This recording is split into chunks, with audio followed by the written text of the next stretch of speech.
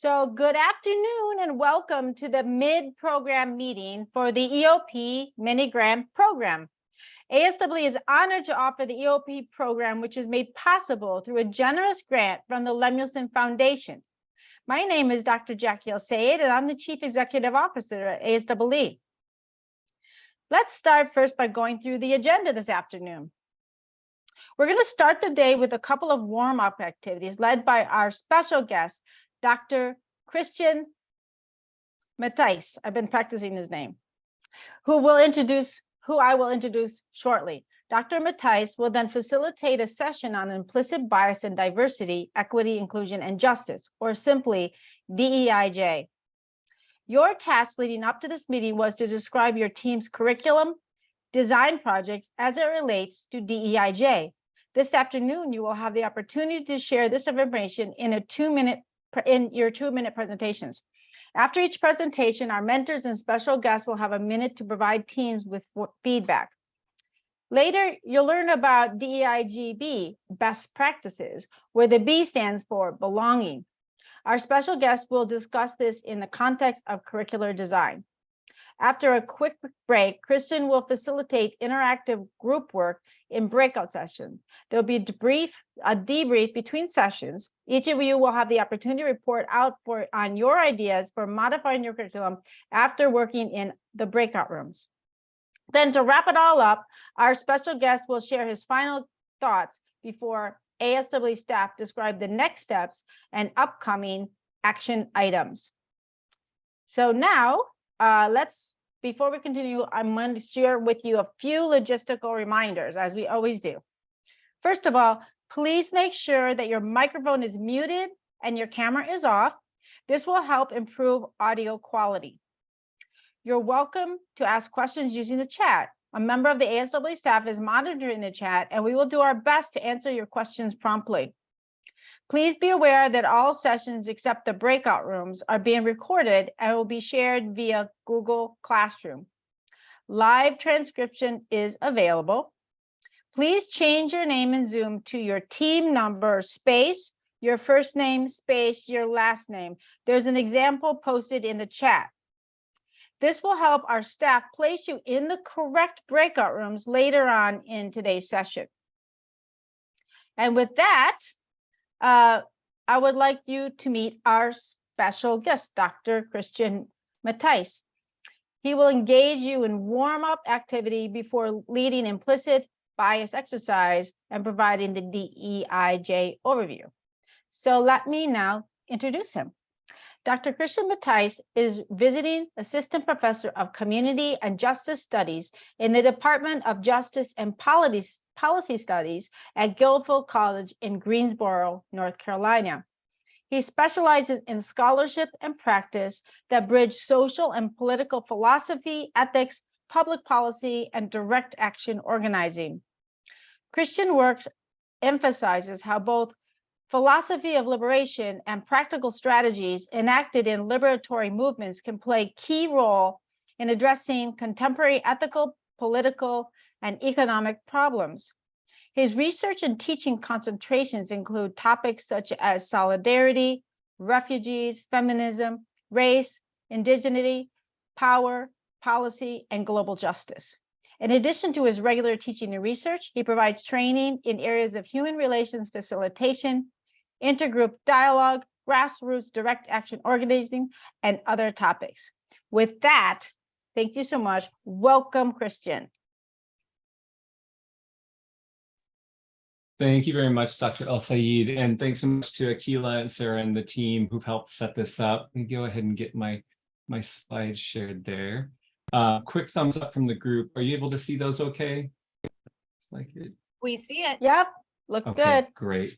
All right, thanks so much. Let me get a little bit of a boring piece out of the way. I appreciate the warm introduction. Let me just kind of get some of the technical stuff out of the way and we'll do a little bit of warm up. One of the things I really want to do today is give you a chance to revisit some of the knowledge of implicit bias or unconscious bias that many of you already have, and then think in the direction of what kind of commitments or what kind of strategies help us to replace those biases. As Dr. El-Sayed said, we'll review the homework and curriculum proposals, and then we're going to spend most of the time, kind of the core of the time, really looking at some of the best practices and the guiding criteria for curriculum design around DEIJB. Along the way, let me pause at this one for a second. If there's any language I use, any kind of phrase or concept or term that you don't know, please drop a note in the chat or raise your hand. And to the team who's here supporting this, if I miss a chat comment or miss a raised hand, please just interrupt me at any point and let me know. I don't want to use something that isn't, I mean, I want to do something, if it's going to be helpful, I want to make it even more helpful by taking a moment to explain it. And then toward the end, I'm really going to spend time, as Dr. El-Sayed said, practicing with the instrument. And all of you will have access to this instrument during today's session as well as after, so you can use different parts of that instrument and that process we'll be working with today long term, after this program is over and other places, that's something that hopefully will be useful to you later. But let's start with a little bit of warm up. Jump to the next one. Okay. If it's possible, I wonder if it's possible for us to do, is it possible to do breakout rooms with 3 to 4 people? Is that workable? Yes, it is. Okay, Kathy. So in just a second, let me go ahead and pose these 2 questions, and then we'll copy and paste them into the chat before people go. In breakout rooms of about 3 to 4 people, obviously introduce yourselves. You can just randomize this. The first thing I'd like you to talk about with each other for just a few minutes is reflecting on your commitment to diversity, equity, inclusion, justice, and belonging in your professional and personal life. Who or what do you do this for?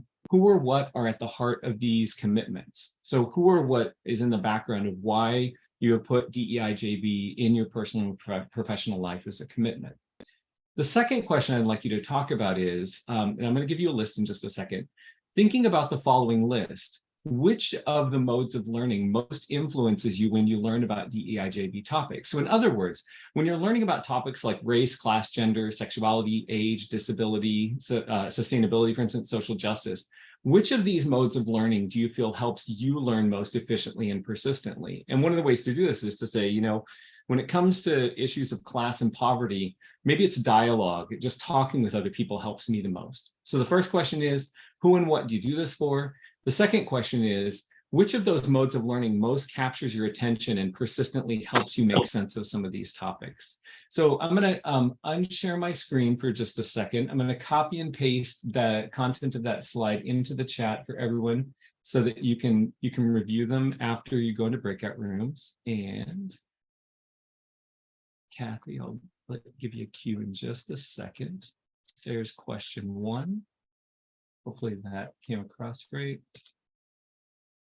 There's question 2. And the list for question 2 is there. And Kathy and Sarah, how much time do we have for this first breakout room? Just for this quick chat.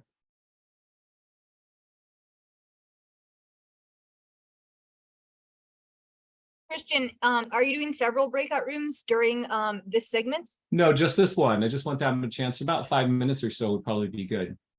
Okay, yeah, that works. You've got 5 minutes. Mm-hmm. Okay. Yeah, Kathy, if you want to go ahead and open the rooms and everyone just take turns introducing yourselves and talking about those 2 questions. We'll see you in a few minutes. Okay. Rooms are open. Answers you gave.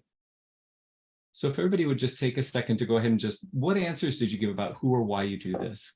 Who or what is it that helps you keep your commitments or prioritize diversity, equity, inclusion, justice, and belonging? Go ahead and put some answers in the chat.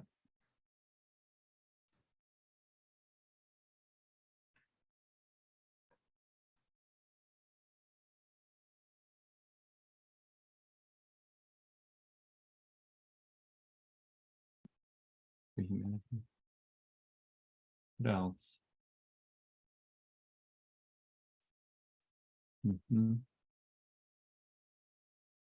Personal experiences. Okay.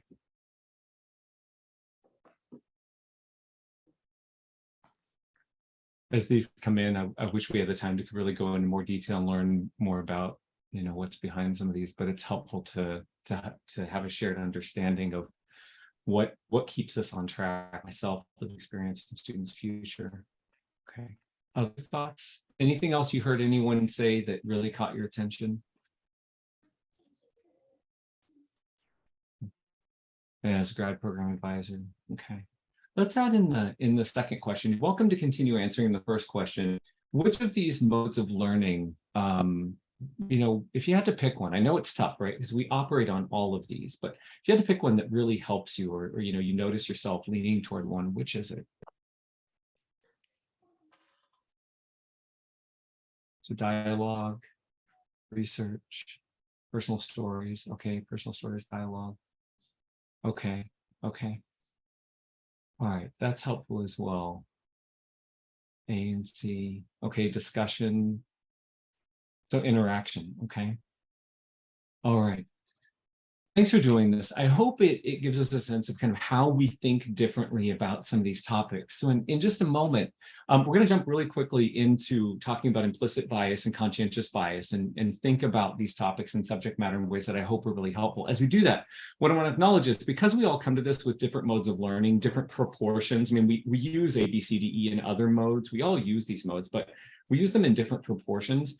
Just know that if something I'm communicating today doesn't work, kind of just chime in and say, could you explain that differently? Or could you use an example, or, tip me in a different direction if you want me to engage your learning mode in, kind of the way your proportion works differently, and I'll do my best. I may not be able to do it perfectly, but I'll try. And try to do that for each other. As you're in breakout rooms, you're doing other work, try to, meet each other with the different learning mode that's going to work best for you around the subject matter. So let's jump right into this. I want to move really quickly into talking about implicit bias and DEIJ. So we perceive things. We have complex cognitive, emotional, neurological, right, somatic. We have these complex ways of understanding the world. Think in your mind about a picture of a world map, right? Call to mind a picture of a world map. Here's one, right? This is a pretty common picture of the world map. As we perceive the world, our brain has to filter all this complex information. And what happens is implicit biases are these kinds of very quick assumptions, these automated, they become so automatic that we can't catch them in time for the most part. Often when we engage in behavior that's problematic, or we express an attitude that we go there to think, oh, I wish I didn't hold that view. Part of the problem is that these are like picture frames that are so automatically loaded when some information comes in. And so think about it like this. Implicit biases frame in. They frame in or include a society's dominant norms, and at the same time, they frame out or exclude perspectives and ideas that challenge society's dominant norms. So if society's dominant norms are particularly ableist, right, particularly set against universal design and accessibility, implicit biases are going to create that kind of frame where we picture the world, we make sense of the world with that ableism in the border at all times. What they also do is they indicate worth. They're like multiple frames at one time, and a frame might say ableism and devalue and disregard or lack of credibility. Because these frames operate in complicated ways and they intersect and they're automatic, what happens is these frames can also sustain false perceptions, right? We can make very quick automatic false perceptions and judgments about people and situations because these frames are socially reinforced. So let me demonstrate it this way. We've got these frames in our head, right? We've got these frames of implicit bias that none of us really wanted to pick. For the most part, I'm guessing none of us wanted to go out, and we never really chose that we want these implicit bias frames in our head. And unfortunately, they're still there, right? Well, recall that world map. Just for example, this is the world map that we've been kind of taught to frame. But the reality is, if you go look at actual geographic and geological data, it should look much more like this. So when I showed you the first world map, if we've been trained, if we've been re-educated to dismantle it, our reaction to that one up in the corner, in that right corner, should have been, that's not really a proportional representation of continents. A proportional representation of continents looks like this other one, this blue and red one I'm showing you down in the left. But the problem is our implicit bias about being miseducated about the proportion of continent sizes. We've been miseducated about that systemically for the most part. I'm guessing most of us have. It means that what's framed in is this view that that's normal. So around that border, you've got kind of this like message that this is the normal, correct, accurate view. And then the actual frame of proportion, or the actual visual of proportion, is framed out. And that's kind of how implicit biases work. They're very automatic, and it takes work to dismantle them, to disorient ourselves how used to using them that we are. So let's do it this way. In a second, I'm going to ask you to put some information in the chat. So think about this picture, right? We perceive this picture, right? We all can see that. That picture just like any other information we perceive and process, is being processed through different kinds of frames, right? It's being embedded and coded and analyzed and made sense of automatically very, very, very quickly. So when you look at this picture, what I want you to do is put in the chat, don't worry as much about DEIJB. I want you to kind of tell me what's happening. If you were to tell somebody what's happening in this picture in the chat, just give me quick 1-word or 2-word answers about what's going on in this picture. Dance, okay, interpretive dance. Dance recital, performance. Yep, what else? Any others? These are pretty good, right? These are good. I mean, it's really helpful that human brains do this, right? We have these frames that code this image for dance, right? We've learned that. We can automatically code an image. This is probably dance. We could be wrong, but this is probably dance or interpretive dance, right? Then we've also noticed that Keith added females are dancing because there are other frames in there that we're using. I didn't ask for those yet, but that's exactly where we're going. So thanks, Keith. The other thing, guys, these frames are complex. Either there are multiple frames or some frames have complex interactions. This could be performance art, it could be theater, it could be dance, it could be choreography. When we go back and we think about implicit biases, these frames of implicit bias are embedded or encoded in us. They are reinforced by education, culture, politics, ethics, media, economics, which I now notice there's a typo in. And it's not just those things. It's just not those social processes, structures, and institutions. There are other norms and institutions or institutionalized frames that make our education, culture, politics, media, ethics, and economics problematic around our frames. And that's because things like sexism, nationalism, ableism, cisgenderism or transphobia, heterosexism, ageism, these other frames are woven into how these things work. And so what happens is we perceive things like this image, and we've got these frames around ableism or nationalism or heterosexism, sexism, racism, and cissexism. We've got these frames. And what we're tapping into just incredibly automatically is this kind of interweaving or interlocking of familiar social institutions or processes like media and culture and politics alongside religious intolerance, nationalism, ableism. It's this intersecting, interlocking web that really frames our perception. And so think about this. One of the other frames that we're looking at here is probably loading into most of our minds are there's going to be a frame of race. There's going to be a frame of gender alongside ability and alongside dance. And what research shows is that we tend to rely on system one or fast thinking when we are stressed, multitasking, short on time, tired, and hungry. We tend to rely on those frames even more so when we're stressed, when things are taxing us. We tend to be able to question and then challenge problematic frames when we slow down and we make conscious, or what I want to call conscientious, deliberate effort to rethink whether or not those frames are accurate. So even though we have them and we tend to rely on them more and more when we're stressed, we can deliberately, for the most part, pause, reconsider, and rethink these frames. And that is part of what helps. So we've got these frames in our head, right? One of the things I'd like you to tell me is, what is one implicit bias you would most like students and colleagues to stop relying on? So in your world, in your professional, personal sphere, what implicit bias would you most like students or colleagues to stop relying on? And or which implicit bias do you most often encounter? So you can kind of answer that question either way, but go ahead and drop in the chat. What's one you'd like to ditch? Okay, so engineers are problem solvers, okay. That's a particular kind of frame about the discipline of engineering and what we think engineering is and what engineers do. Okay, what else? Other implicit biases you'd like to retire. Okay, Asians are good in math. Yeah, highly loaded stereotype about Asians being good in math. What else?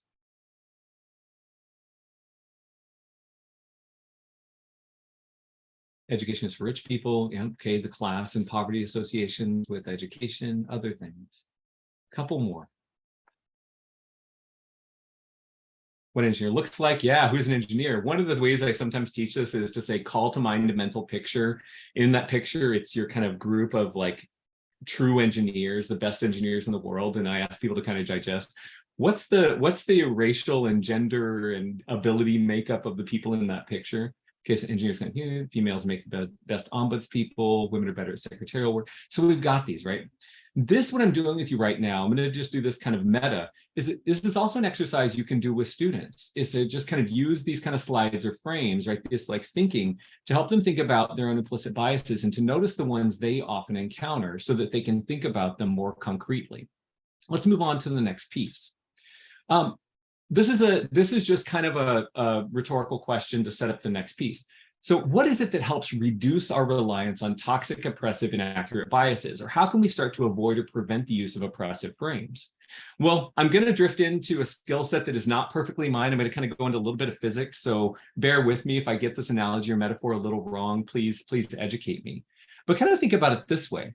Think about a kind of a scale, right? You know, where there's a lot of weight on one side. And imagine that the implicit biases, all of these social influences are making the race, something like a racial implicit bias, very, very weighty, right? They're making them very, very heavy.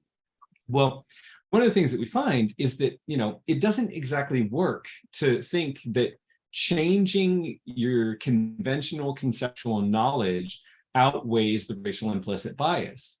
In fact, what actually tends to happen is that even if I teach you that implicit biases are a thing and I quiz you and test you on how to describe them, even if I teach you some conventional knowledge or information about implicit biases, and let's say I'm really clever at it and I'm really good at it, and you're super good at learning those concepts, the reality is that after time, just learning that implicit biases are a thing, learning different types of them, and even spending time practicing that you notice them, actually tends to slide back into the use of them. Research shows that even though we can learn some conventional conceptual knowledge about implicit biases, it doesn't work to displace them over the long term. So over a couple of days or weeks after learning the conceptual knowledge, you might actually be pretty good at it, but over time, that skill set is going to diminish. So let me ask you this. What's something we can do to displace the weight or influence of racial implicit biases, for instance? What else can happen here? I've given you a clue in the picture. We need the conceptual knowledge, right? We need the knowledge. But look at this metaphor of kind of a scale, right? Like of kind of a teeter-totter. Yeah, move the pivot point, right? Change the fulcrum. Often, one of the things that we kind of fail to do, and really frequently don't think about as much, is it's not just countering with new knowledge, but thinking about that different kinds of knowledge or different kinds of commitments actually play a bigger role than just new knowledge. And so what I'm going to explain is this active practice of adopting conscientious bias or conscientious frames is moving the pivot point or moving the fulcrum, right? It's moving that. And so what we can find is, in addition to, this is a both and, in addition to gaining new conceptual knowledge about implicit biases, we have to do things that actively adopt a different way of thinking about biases and responding to them and practicing them all together. And so this is a different way to phrase it. We can't just get rid of them because they're socially reinforced. We can't really just ignore them. We can try to limit them, but what actually seems to be most effective is conscientiously and deliberately adopting biases for things that are anti-oppressive. So if implicit biases are structured around oppression, learning that is one piece of it, but changing the pivot point or fulcrum, right, so that we have new frames diminishes our use of old frames. You can't just say, I have a frame. You can't just say, I want to stop using a frame. What we actually have to do is say, I want new frames, like disability liberation, religious pluralism, gender equity, gender liberation, racial justice and anti-racism, feminism or womanism, right? Adopting new frames actually helps us displace the use of old ones. So we have in picture, or we have in frame, somebody from a historically marginalized groups. We have to reframe our sense of those individuals from marginalized groups as credible, as trusted, as persistent, as analytical, or whatever criteria we assign to the success of our particular discipline. I just kind of picked those out of my past experience. But what we ended up doing, is if we don't do that, if we don't consistently adopt conscientious frames, we always end up with this interweaving of things like men are trusted, white people are credible, straight people are analytical, able-bodied people are persistent, because the frame around value is embedded with the frame around identity. And so what we have to do again is adopt new frames. And so this last question I have for you, and again, this is the kind of exercise you can do with students, is, everything I've done here, you could kind of explain or share, is what is one conscientious bias, one conscientious frame you would most like students and colleagues to adopt and practice. Remember that list of things you want people to stop doing or stop using? That's important. Now add in, what's a conscientious frame or a frame in the positive direction that you would want students and colleagues to adopt that would probably help displace some of the other problematic implicit biases or frames? So in the chat, what's a conscientious bias or idea?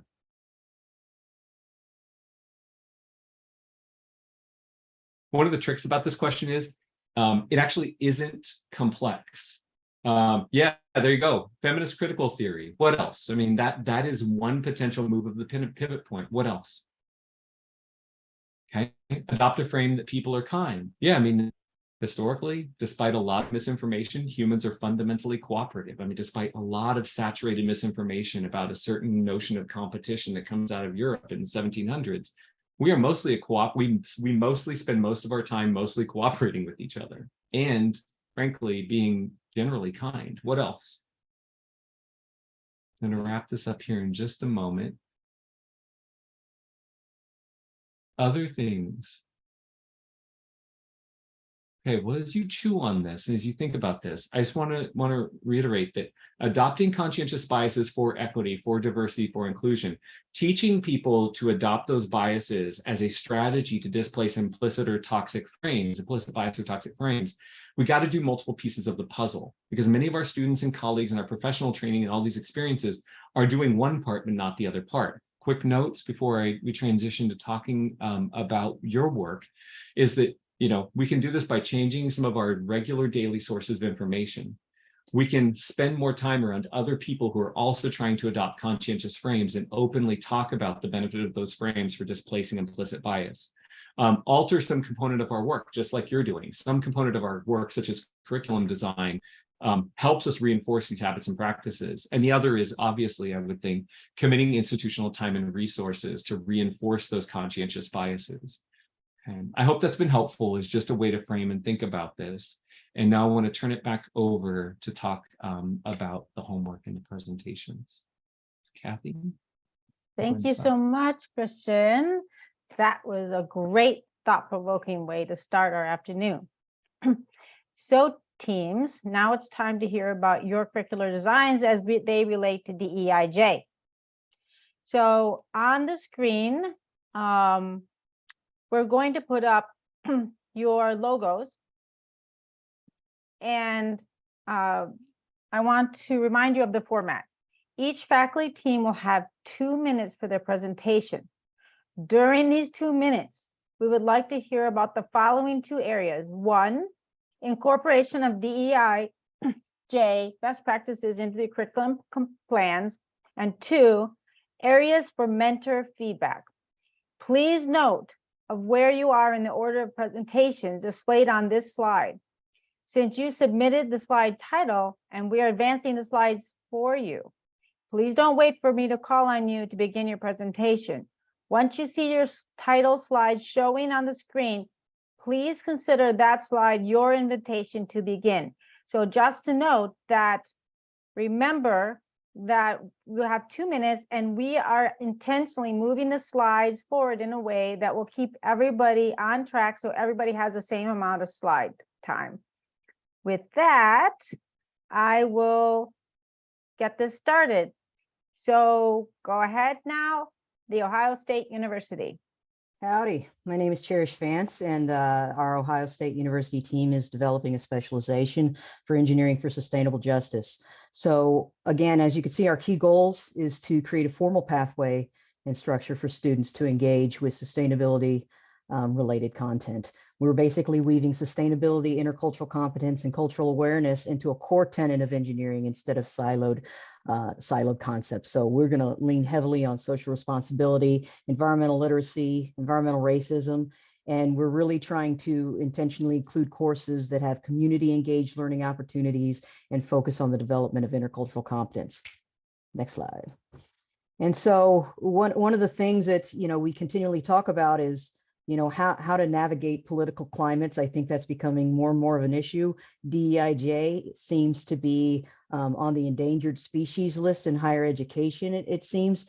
And so I want to be mindful moving forward of how we articulate justice and imbue these values without being so overt that it attracts the wrong kind of attention. Thank you. Thank you. Go ahead. Thank Looks like you. Lawrence Tech. I'm Elin Jensen from Lawrence Tech, and our project is addressing 3 levels of courses, the freshman, junior, and senior level. And what we are looking at is how to address it in the course design, thinking about the concepts relative to the classroom activities, and then deliberately integrating the concepts and consideration into engineering projects.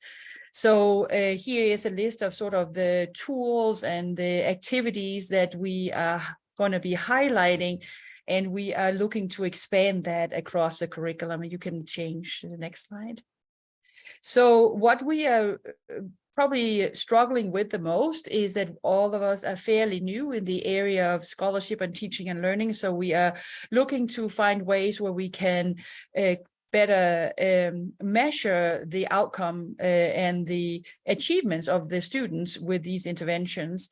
And I think one of the things that we are struggling with, and we spoke to our mentors about that, is really how to elevate some of these concepts from the more structured freshman and junior level courses to an open-ended senior project.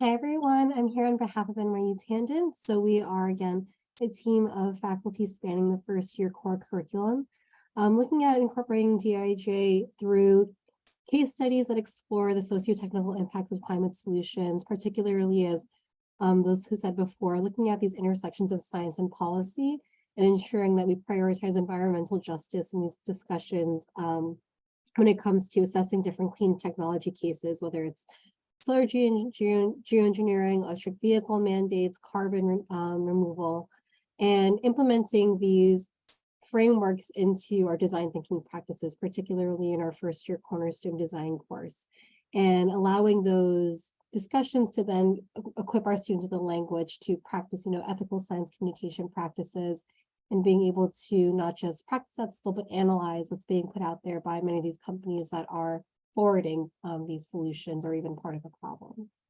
And where we can look for mentor support, if you go to the next slide, is really ways to facilitate conversations around climate and the emotions that our students might be processing, being very conscious of the fact that this is a lot of information, can be very overwhelming to navigate, and creating assessment instruments to assess student progress and learning as we're going along.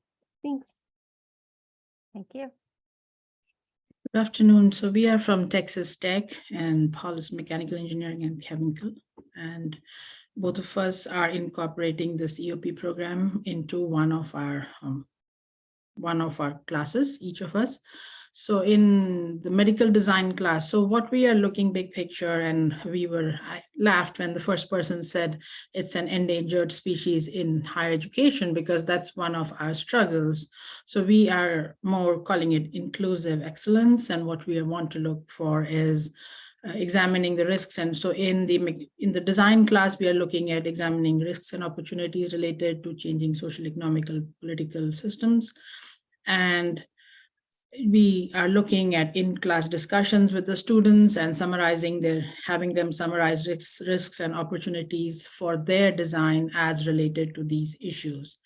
And the second class where we are using this, we are going to actually analyze companies and how through the EOP framework and the lens, and see how inclusive excellence is incorporated by them. And also we are talking about biases. So it was interesting, Chrsitian, your talk was really great about how biases appear in cross-cultural communications, because our students are global citizens and working in companies which are from where people are from all around the world. So how do these implicit biases appear in communication? Next slide, please. And so in terms of help, mentor support, we have already met with our mentors. We're really happy with them. We had a great discussion. And so what we are looking at clearly is one is, of course, and several people talked before, is how do we evaluate the program impact? Because one of our goals is to socialize this program across all of engineering and to talk to other faculty to incorporate that in their teaching. And the second one is how do we create the human-centered design and analysis lens through which we can examine our own designs of our students and also of other companies. Thank you. Thank you.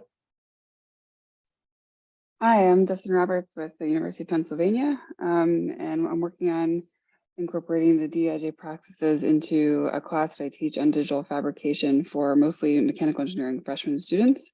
And I did get a chance to meet with my mentors just this past Friday.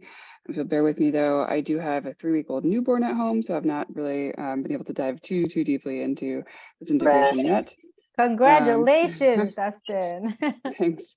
But we did have a good conversation about even if all of the activities and exercises don't always lend themselves to DEIJ content incorporation because of the nature of like the digital fabrication lab class, there's lots of other ways to incorporate sustainability and DEIJ concepts in terms of even things like materials choice and discussing how we source things and how we do that equitably, how we minimize waste, how do we and why do we care about doing that, and work towards those issues. And then also the second part of my project is working on a new class developing a bicycle engineering course, and that is more explicitly in tune with the West Philadelphia community, because I'm working with 2 nonprofit organizations that do things like fix up donated bikes to get them to community members at discounted prices, and then also advocate for things like more bike lanes and stuff around the city in terms of different neighborhoods and things that could benefit from that. So any areas for specific areas for mentor support include any examples of classes you've taught or projects you've run that incorporate these DEIJ concepts into like more lab or hands-on fabrication courses, and how that worked seamlessly. And again, ways to engage students with the same kind of content when usually it's kind of like learn SolidWorks, laser cut something, 3D print something, and outside of diversity clauses, we don't really have much in the content so far. So thank you. Hi, I'm Angela Bielefeld on behalf of my team at Boulder, and we are looking at integrating sustainability into a first-year design course that serves basically all students in the College of Engineering. And while 3 of us are working together, we want what we develop to scale out to 24 different sections of the class that are taught each year. So the DEI related themes that we're focusing on include universal design, because that fits into what we're doing, but people have emphasized that to different extents in the past.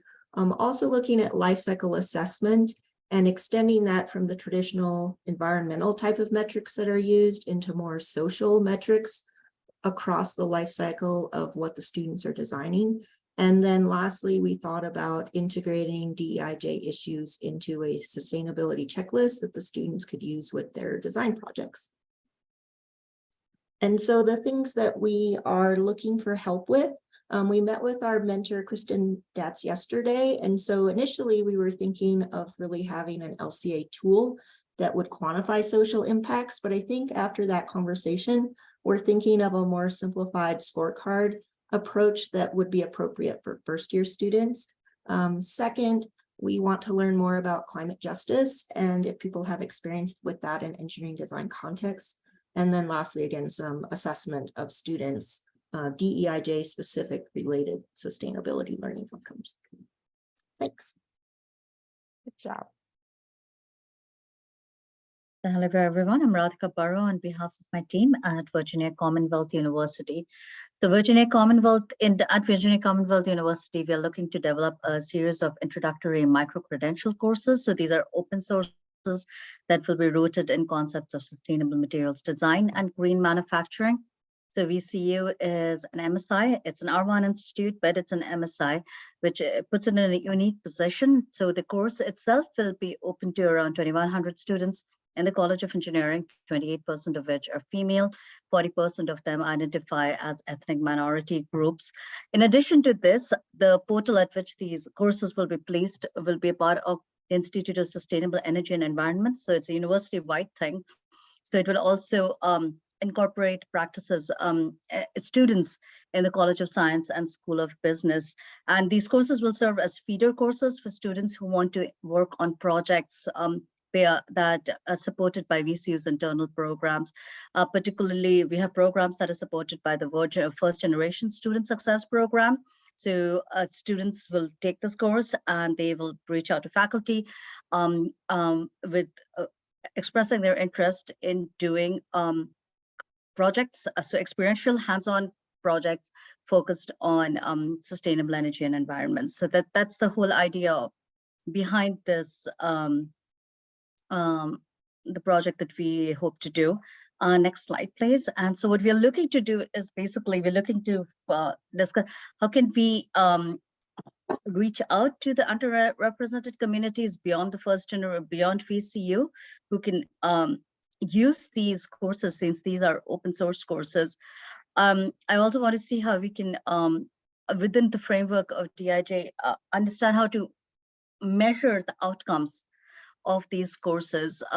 Right now, as it stands, they're just going to take the course and work on the projects, and it will be open to students to underrepresented communities, but there has to be something more, because there's a lot of environmental justice topics that we can include within it.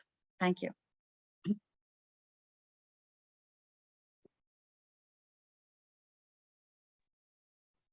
Hello, this is Kimia Morsezai on behalf of Purdue University Northwest. So we want to incorporate DEIJ into a freshman engineering course, which is elementary engineering course. So it's very important that in this course, because it's the very initial and basic course, so students familiar with these principles. So there are different ways that I incorporate these principles. For diversity, I try to include diverse example, case studies, and projects that highlight the contribution and achievement of different cultures and regions. And for inclusion equity, so I try to provide an accessible learning material for students, so the course content will be presented in multiple formats. And I encourage a student to have open and respectful, discussion, and so they can, learn how to be an active listener and value diverse perspective. And also, I try to address bias and stereotypes that exist within engineering. So for example, it involves, discussing the historical and social, factors contributed, to these underrepresentation of certain groups. And for the justice, so I try to promote ethical decision-making skill among the students, and to familiar students with the ethical code within their field. And areas for support, so it would be very helpful. So if the mentor can share, their own experiences and own example and stories, how they implemented this principle in their, either work or classroom. And of course, everybody else mentioned, I also need help in design assessment, for measuring the outcome. Thank you. Hello, everyone. My name is Qian Wen, Manhattan College. On behalf of our team, our efforts to include DEIJ into the curriculum mainly focus on two aspects. The first, the best engineering practice to promote DEIJ, and the second, attract and retain a diverse engineering population.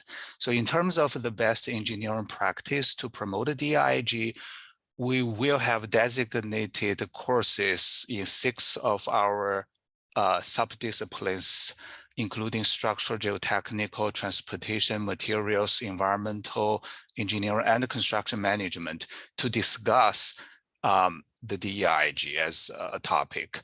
And we will have engineering projects and the assignments designed to include more diverse design objectives, rather than the traditional civil engineering projects focusing on only meeting the design code. So hopefully by doing that, we will pursue the sustainable, efficient, and cost-saving engineering solutions to promote DEIJ. And since this will be in different courses at different levels, and this system level approach would help the students to understand everything and to do a better job. And in addition to this, we hope to get the student feedback to close the loop. In terms of attract and retain a diverse engineering population, and we want to use the sustainability as a tool to retain, to get more interest of diverse engineering students. In addition to do this from our engineer awareness program. For the mentor support, we get a lot of useful insight from our mentors already. And moving forward, we plan to learn more past experience in the materials, and we will work on more engineering examples and get feedback to fine-tune our course materials. Thank you. Hi, everyone. So Kettering, our project is incorporating sustainability into the curriculum. For the DEIJ Best Practices, our big goal is that we're going to be creating case studies that could be used in a variety of courses, but the topics of the case studies are going to make it simple to incorporate some of these DEIJ concepts. So we have some examples here. So for one of the case studies, we're going to be looking at materials and chemicals. We're going to focus on lithium, so we can talk about social and environmental impacts in the mineral extraction process, how the mining practices affect Indigenous communities. We have several examples of this and resources already. There's other things on there that I'm not going to read through, but we want to talk about what mobility justice is and, environmental justice in general here. And this course that's going to be used for this is a liberal arts humanities course. So we're going to be able to touch on a lot of these areas in that class. Another example we have here is GMO seeds. So we're going to talk about social justice here, about genetic engineering, agricultural law. We're going to get into a little bit of the history and environmental justice topics, some of the controversy in food sovereign discourse, and then using different case studies that will help us look at engineering and science and how it's situated with different cultural worldviews and ecological relationships. Then cell phones is something that we're looking more into, looking at disposal issues and toxic pollution, and then also the unfairness and injustice in mining practices. So these are just examples of some of the case studies and how we can incorporate the DEIJ concepts. So right now we've met with our mentors once this week just to introduce some of our progress, but we're looking for some feedback on the case study development as we're moving forward. Making sure our strategies are appropriate for DEIJ. And then lastly, we want to make sure we're using good assessment methods to, assess the effectiveness of our plan and our case studies in these courses. Hello, everyone. Yang from Western Carolina here. Our topic is about incorporation of sustainability into the introductory project-based learning courses. So we are targeting on the faculties to anticipating making faculty workshops so that we can applying the DEIJ from the faculty side that we hope to affect students in the PBL courses in our institutions. We are focusing on the social responsibility outcomes in the Engineering for One Planet framework. So for the introductory level courses design, we think about to use a lower level outcomes and engage in the conversation with the student for the importance in the DEIJ in the early design status. So what we are planning to do is discuss how faculty can bring this topic into the early design phase of any engineering projects, because the communities for the lower income, the rural, or the BIPOC has been disproportionately affected by the environmental impacts, which align with the social responsibility number 4. For example, in the freshman courses in our institution is ENGR 199, when the student working on the simple projects at the beginning, we can ask the student to think in the life cycle aspect of all the materials they use, where they are coming from, where they have been used, where they will end up with either landfill or recycle, things like that. Also, we want to have all the faculty be comfortable discussing the negative effects that has been existed in the previous or the old courses. The areas for mentor feedback we are hoping we can get is defining and prioritizing the DEIJ component to include in the faculty workshop. Also about the assessment method to measure and more of quantifying the impact in both the faculty and the student side, because for the faculty, it is a direct impact and for the student, it's indirect. Thanks. Hello, I'm Lisa from Western New England University, and our project is sustainable manufacturing across the undergraduate engineering curriculum. So our plan to infuse DEIJ in our EOP intervention is to start in the intro engineering classes as well as a sophomore level biomechanics class.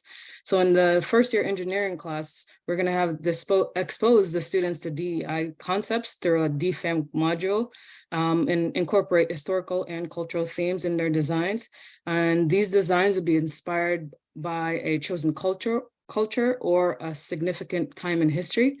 And this promotes cultural awareness and creates an inclusive class environment and a sense of belonging through conversations. In the sophomore year in a biomechanics class, where the students are ultimately designing and manufacturing a prosthetic foot for a developing country, we're going to use a case study from Rwanda. And the aim of the case study is to establish the number of persons with lower limb amputation with or without prosthesis and to determine their socioeconomic profile in Rwanda. So the students will explore sustainable materials and consider ways to improve accessibility. And so next slide, the way that, so we've received positive feedback about our DEIJ modules from our mentors. We plan to keep working with them and share a detailed plan with them in our next meeting. We want to focus on the following areas during our next meeting with them. Assessing the feasibility of our modules, developing an assessment plan for each of our modules, working towards ASWE publication, and also, most importantly, engaging with our leadership at Western New England University to see if we can expand support for DEIJ, and I'll try to get these topics incorporated in the engineering curriculum. Thank you. Hi, I'm Sarah Beetham from Oakland University, and our project kind of spans a few different pillars. So I've broken up how we're going to infuse DEIJ into each of those here. A big one is the development of a sustainability seminar series. So we will be hosting 6 seminars throughout the next academic year. And half of these seminars will be focused on environmental justice and sustainability, environmental inequalities and racism as they apply to sustainability topics. And then the broad notion of the human impact of engineering design and importance of sustainability on cultures and society. The next sort of prong of our project is developing a minor or concentration or certificate in sustainability engineering. And we plan to kind of corral students into also understanding the key concepts of DEIJ as they apply to sustainability by ensuring that students take courses that satisfy each of the pillars I've listed below. So sustainability as it relates to business and the economy, environmental impact assessment, and social responsibility. And then finally, we have a handful of lab courses that will be framing existing labs with a sustainability focus, including a DEIJ element. So hopefully a case study. And then we'll have a requirement that the reports will require some kind of a discussion or reflection on how sustainability and design choices impact society. This is very broad because it's not quite developed yet. So what we need help on, or would like help on, are the following: identifying relevant case studies or examples, lab frameworks that highlight these issues would be really helpful. I've heard this kind of come up in several other slide sets too, so happy to talk about that with other groups as well. And then we'd also be interested in getting help kind of integrating discussion style components about these topics in our courses. We were thinking maybe something journal club-ish.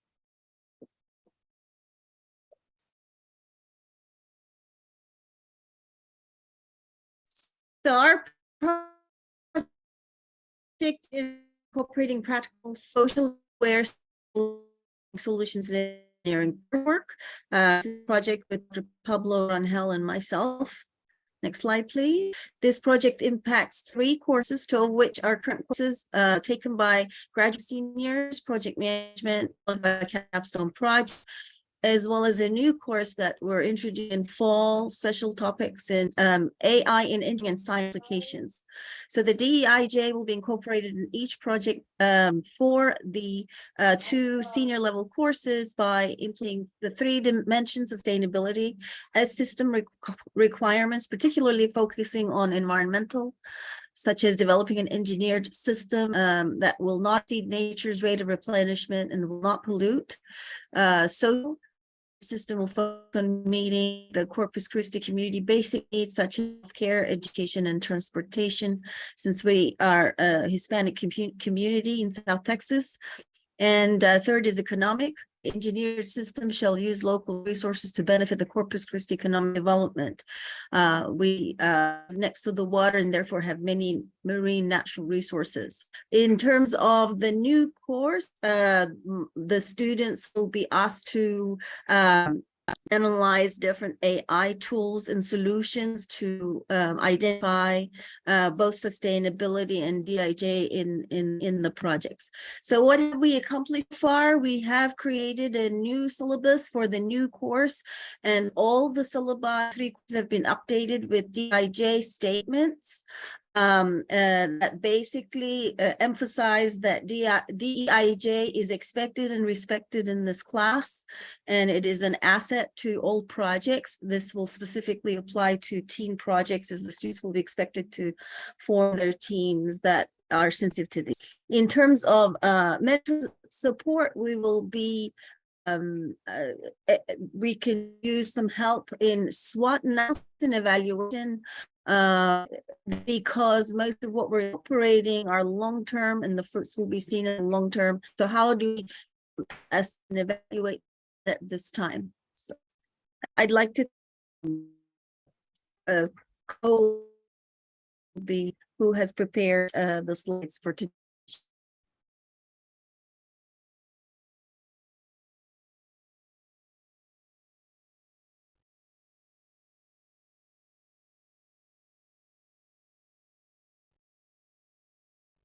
Okay, I think we went through all of the teams now. Thank you so much, Cohort 2, and for all your presentations and your mentors, and Christian will be able to provide some feedback. So I'm going to turn this over to Christian to be able to provide that feedback on best practices in diversity, equity, inclusion, justice, and belonging. Thank you. I'll go ahead and share these other slides. As I'm getting that set up, I wanted to give a bit of general feedback and some observations. One of the things that I find really impressive and interesting is the range and scope and the different ways that you're trying to do this. So a couple of things that caught my attention was the resourcing, that a number of you are thinking about how to resource this for these different kind of projects, courses, commitments long-term. And if your projects, if some of your teams have not started thinking about resourcing, definitely start including some thoughts about the overall long-term institutional resourcing of the proposals and the ideas you're moving forward. Another thing was I want to encourage and call to the foreground the systematic approach that you're thinking within a course, within a major, within an institution. How does this systematically fit with different kinds of general education requirements? I think that's important. I noticed that some teams are and some teams are not overtly discussing the intersection of various identities or various social groups, how different social groups with multiple identities will experience or find the impact or the benefits or consequences of design or project. And so I just want to encourage more thought, more overt or upfront thought. So some of you are doing that. I also want to say, spend more time pulling some of those identity groups and the intersection of experiences into the foreground. Another thing I noticed was the integration of broader disciplinary and institutional commitments or interests, such as really, kind of the leading one for many of us is recruitment and retention. And how do we stop the loss of opportunity by stopping, or preventing loss of retention or preventing loss of students, particularly from systemically underrepresented or systemically excluded backgrounds. So I saw that in several presentations. I thought that was really important.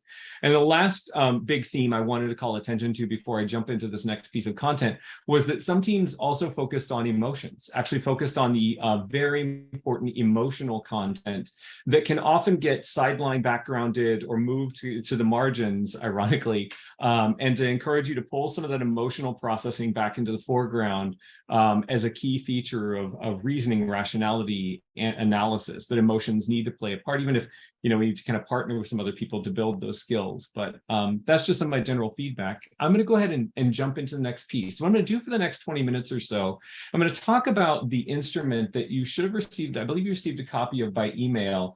And if Kathy or someone on the team can make sure that a link to that instrument is included, we got that included in the chat so they can follow along. When we think about best practices for curriculum design, there are actually many different things we can include. And what I've built into the instrument, what I want to talk to you about, are these 8 that I find particularly important across different, when I work with different fields or disciplines. These are 8, and they're not quite numbered quite right. Sorry, I've got to go to the next slide. The 8 that I'm going to talk about are pretty core, but in the instrument, what you'll get, there it is. Thanks, Akila. It's in the chat there. What you'll get in the instrument is a process that asks you to just sort of, notice the terms and concepts, think about the scaffolding, where this piece of curriculum fits within a course or with kind of a bigger process of learning. What are some of the goals you're really trying to get at? What are the topics, such as environmental racism or disability or recycling? What are the different topics? Then focusing the agenda in part 5 about what are some of the core things you want to do. And that's where we're going to spend most of our time today. What are the core things you want a piece of curriculum to do? And then some considerations about application. So what you'll find in the instruments is some of the key terms, like I said. If in the work in a little bit, when you're in the breakout rooms, if in that breakout room work, you find yourself a little bit stuck, one of the places people often get stuck in curriculum design is, what do I want this curriculum to do? Do I want it to energize students? Do I want them to tune in? Do I want it to help students build rapport? Do I want it to make them better at diagnosing or analyzing? If you feel a little stuck, go back to the part 2 in the instrument and look at some of the different descriptions about what a piece of curriculum kind of ultimately does. And go back to that and think that maybe you should change or integrate a couple of these different pieces differently to free up or encourage your thinking. So like I said, we're going to spend most of the time thinking about these 8 particular, topics. They are somewhat in reverse order of complexity. I'm going to start with something that might seem like a little bit of the more complex version into something that's a more foundational criteria. You can use this like a rubric or checklist. I want to say a couple of disclaimers and a couple of things to think about. No one piece of curriculum is going to meet all 8, or it would be pretty rare for any piece of curriculum to meet all of these 8 criteria, although you might pull it off, which would be really cool. The other thing is, and I noticed this in your areas for feedback, where some of your presentations specifically mentioned areas for feedback, take the pieces of this that are really going to work for you and don't worry about trying to hit all of them. So just don't worry about trying to get it all right. Try to use the stuff that works. Understand that I'm going to try and push you more in the direction of DEIJB than you may or may not be ready to work with. And even if you don't go exactly where I'm suggesting in this kind of ideal case or best case, I'm just going to try and push you in a direction to help you think about some of these things and integrate multiple pieces as best as you can. Okay. So as we jump into this, what you'll find in the instrument, and you can go ahead and go to part 5, and it'll be helpful to look at that part 5 in that PDF when you get into your breakout rooms. You'll find guiding questions and sample indicators. And I'm going to talk through these 8 one by one, but when you're in your breakout rooms later, Those guiding questions and sort of low, medium, high sample indicators of the impact of curriculum, I hope those will be helpful for you to think about not just what are the questions we're trying to answer here in curriculum design, but what are some indicators that might help you think about the assessment piece. I noticed some of you talked about the importance of assessment and wanting to do evaluation and assessment of learning or impact. And so I hope those sample indicators will be helpful, but we'll come back to that in a little bit. The first of the criteria in that instrument in section 5 is the idea of taking a systems approach. The goal of helping learners understand the integrated interactions of ethical, cultural, political, and economic or resource dimensions. And so I'm going to take these apart piece by piece. An effective DEIJ curriculum, right? A curriculum that effectively really helps students and learners leave with better skills and better ways to understand, analyze, and then intervene around DEIJ will help them draw on these. Doesn't mean you're always drawing them all in the same proportion. It's not like they're all equivalent in proportion, but that these are on the table. That if we're always talking about ethics and leaving out culture, that's problematic. We're talking about politics and culture, but leaving out economics, that's going to be problematic. So for the first part, what I'm going to say is that when we talk about ethical dimensions, consider framing dignity as a centerpiece around, as a centerpiece of learning. What does it mean for students to have dignity, for marginalized groups to have dignity? How do different historically underrepresented or systematically excluded groups frame their own sense of dignity? So I want to put dignity right at the forefront and encourage you to use the language of dignity, self-respect, self-esteem, mutual respect, or mutual dignity. Use that frame as something that hopefully other parts of the general education curriculum and engineering curriculum are also reinforcing. When we talk about the cultural dimensions, what we're talking about is making sure that students and learners can think about traditions, symbols, rituals, aesthetics, music. In some of my past experience working with Engineers Without Borders, for instance, often the things that those students or faculty will tell me about those experiences in different parts of the world was that they really underestimated the cultural dimensions of their interactions with communities. And so what you'll see in that section of the rubric is a question and some indicators to help you think about how cultural icons or cultural markers like symbols and rituals and aesthetics are important, and what does it mean to deliberately practice engagement and learning about those cultural dimensions as you also do design or analysis or planning. The political dimensions have often to do with decision-making or influence or representation. How does the curriculum possibly help students pause and think about where different members of different communities or groups are and are not represented? Now, of course, we have to be careful about what's called tokenizing, making sure that we're not just inviting people in for kind of token representation that doesn't actually have an influence in decision-making. There has to be both representation, so people, quote unquote, at the table, as well as having a fair share of influence in how decisions are made. And so you'll see questions and indicators about that component as well. When we talk about the economic and resource dimensions, and this is what I would consider what is often left to the end or left out. Often we will find curriculum where faculty and students and learners are working with the ethical and cultural and political dimensions, but the resource dimensions can kind of get sidelined. And I was really glad to see that in some of your presentations in the foreground. Is it what are the different levels or experiences or disparities of access to resources, and how are opportunities allocated in a particular context? So what we want to do is think about a systems approach, right? How do we build curriculum that either scaffolds the ethical, cultural, political, and economic in different pieces of curriculum that then can unify to help students take on a systems approach so that all four of those pieces are in consideration? How do students leave a learning experience, or how do learners leave that experience thinking and remembering to ask about at least these four pieces? So as I said earlier, these things that I'm going to present, these 8 things I'm going to present and share with you as criteria in this rubric or checklist, this is one of the more complex ones, right? This is one of the ones that kind of gathers together the different pieces I'm going to go into. One of the other pieces, so criteria 2, and if you have questions, feel free to drop them in the chat as I'm moving through these, is the idea of justice. And I'm going to use a very particular definition of justice, which is about understanding governing laws and policies and how systems of justice distribute benefits and burdens. Anything we do with governance, any law or policy, or anything that is done in a system of justice or in terms of governance, is going to have benefits we get and burdens we carry. The problem, of course, is that in the distribution of benefits and burdens, inequities mean that some groups have lots of burdens and very few benefits, while other groups, typically a small minority, have lots of benefits and very few burdens.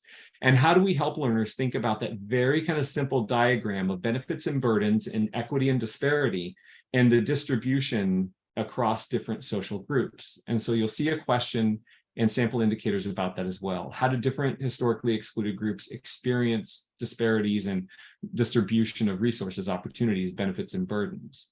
So by now, you'll see that this is kind of like these 8 pieces are a bit like a Venn diagram. They're going to overlap and talk to each other. But of course, if we throw all of these things at learners at one time, at a faculty or a student or colleague, whatever, we throw them all at one time, it's going to be too cloudy. So what I'm asking you to do is kind of chunk or scaffold the systems approach piece, the justice piece, right? How do these different things kind of work in connection, but not throw it at somebody all at once?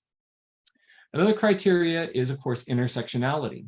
And it's really important to think about intersectionality in 2 forms. Most of us, if we've been exposed to the language or discourse of intersectionality, will almost exclusively have been taught to think about it in the lower box, the experience of simultaneous marginalized identities. So for instance, somebody with a disability who is also BIPOC, right? A person of color, Black, Indigenous person of color, in disabilities, BIPOC, and femme or woman.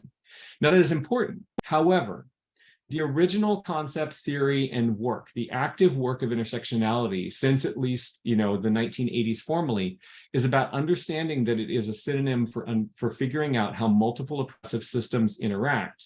The secondary piece is how people who have those identities experience our world.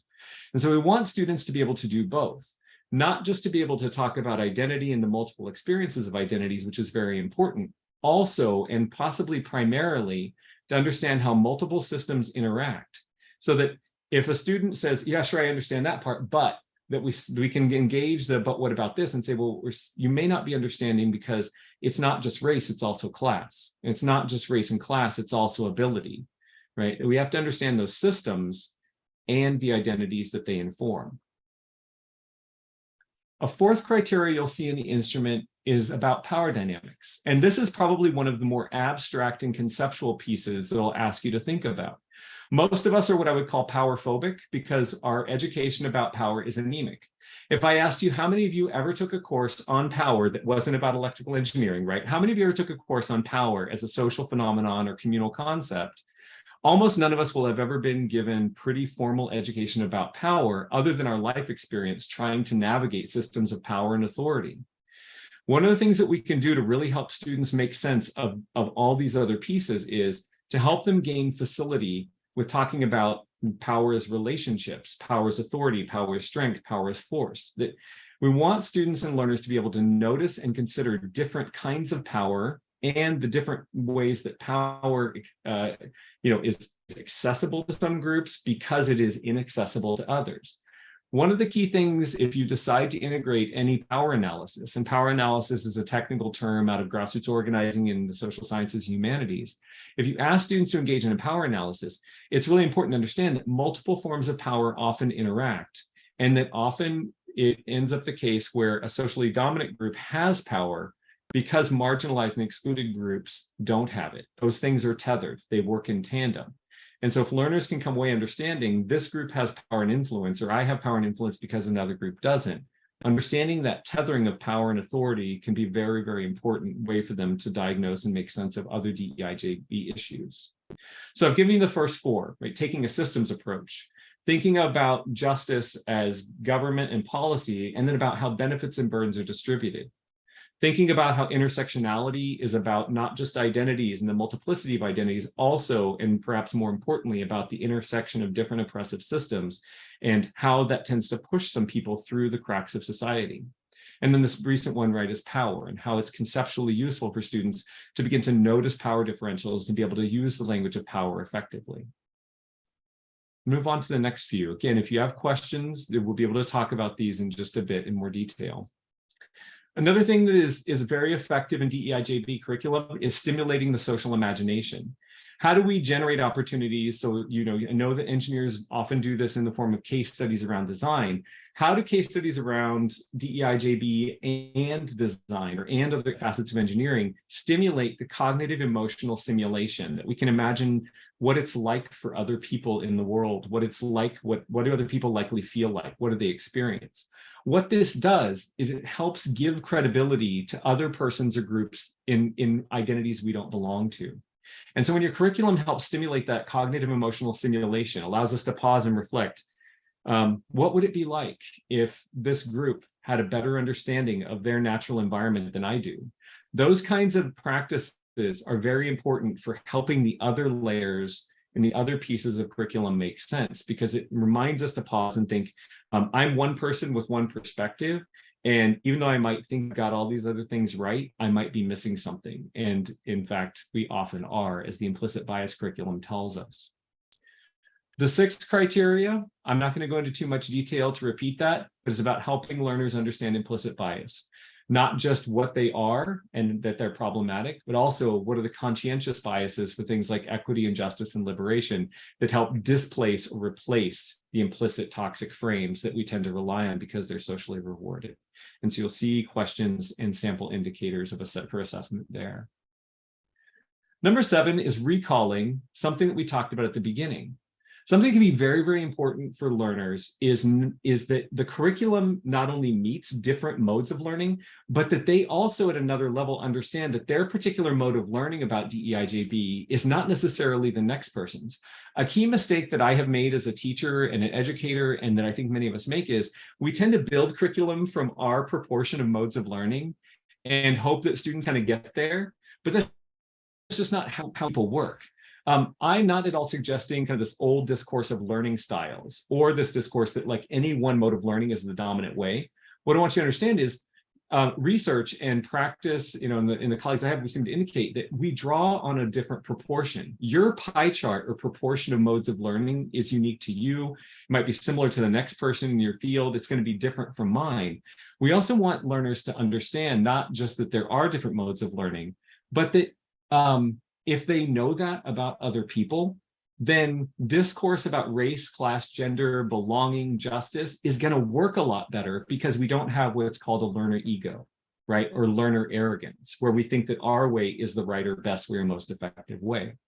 And so when we think about modes of learning, it's not just saying, hey, there are modes of learning. It's helping learners understand their particular mode and that their mode is going to differ from others. And we can bridge those. We can bridge those different modes.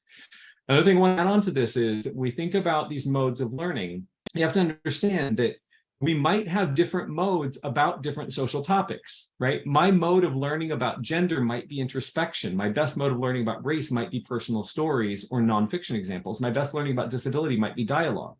So it's not just like we have one universal learning mode around everything, but that our learning mode around particular social issues may have to toggle.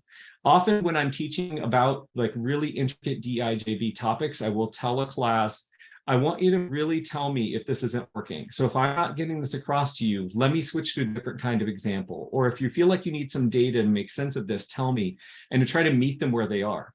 That both models that my learning mode is limited and unique to me, and that they have permission to ask me for a different way to get into the material, that they have a different entry point or a different way of access.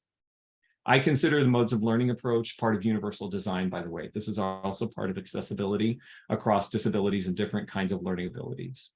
So what you'll see in there is helping students self-reflect and self-understand, as well as understanding that we might put proportional emphasis on something. That's not the only way people have to do it. And then the other opening question I asked you was a little bit about motivation. We did the warm-up today about what motivates us, who and what motivates us to center DEIJB. And so you'll see in that rubric different indicators about motivation and prioritizing. And I like to put these together.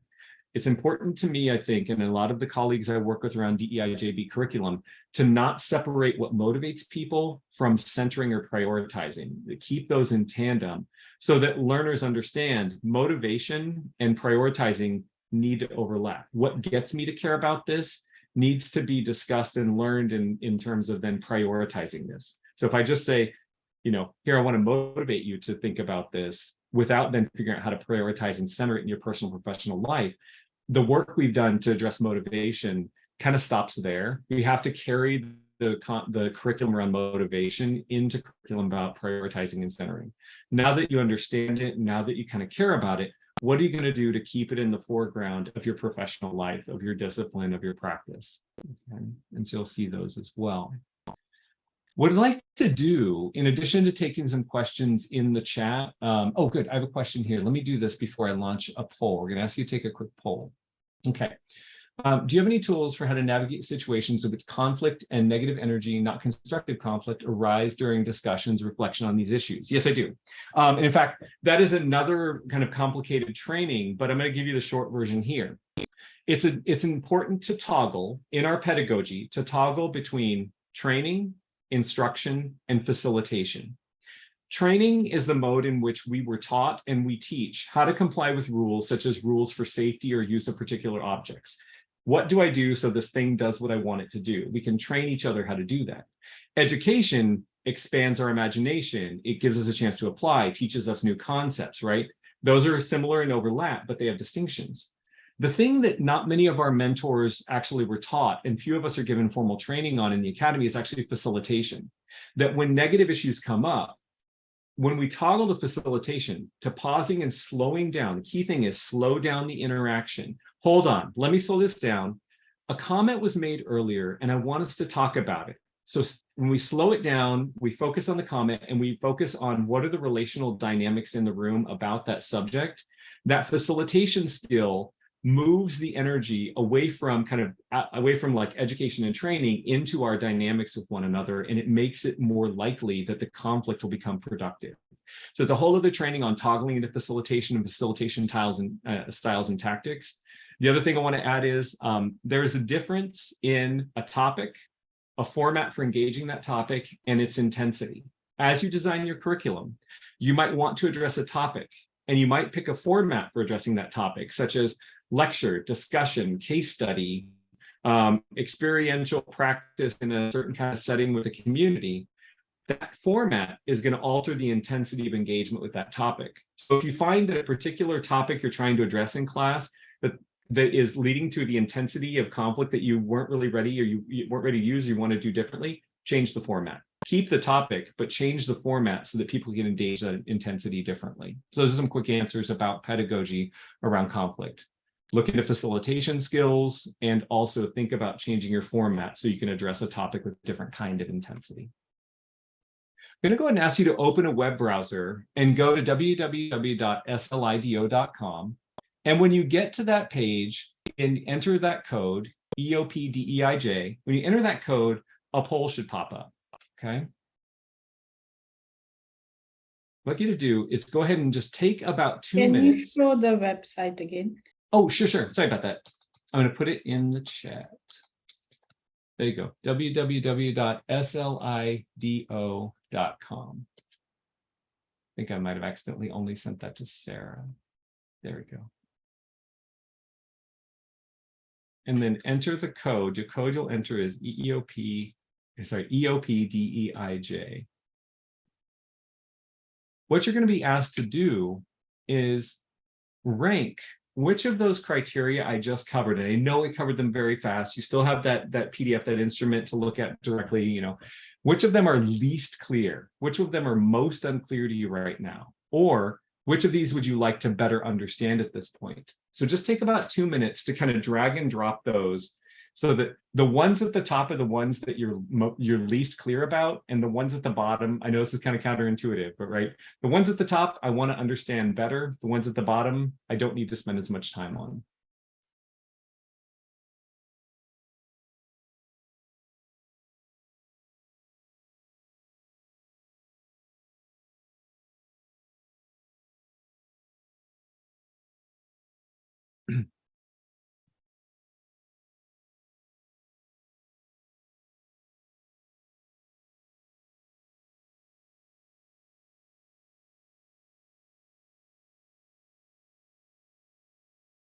Take a little bit more time because I have to think about it. So I'll give you a couple more minutes. Now, I can see the results and I can see how many people have responded. So but we will share these with you a little bit later.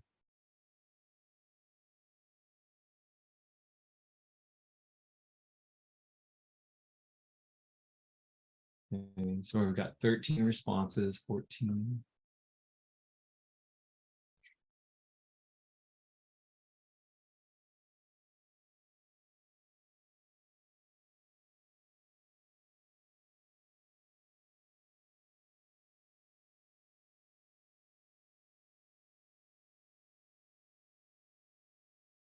Okay, 19 responses.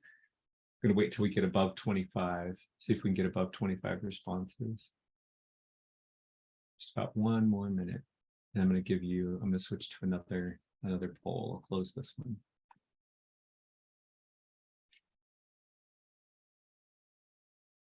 Okay. We're at 20. I think I'm gonna call it there just for the sake of time. I'm gonna go ahead and close this poll and I'm gonna move to the next one. So if you refresh that page, you stay at the same page, a new poll should load. And this question is a little different. Which of these 8 criteria that I just reviewed strike you as the most relevant to students you teach? So which ones do you think are most relevant to the students you teach, or which you feel your curriculum needs? This one should be more intuitive because you're putting the most at the top, right? The most relevant or the most needed at the top.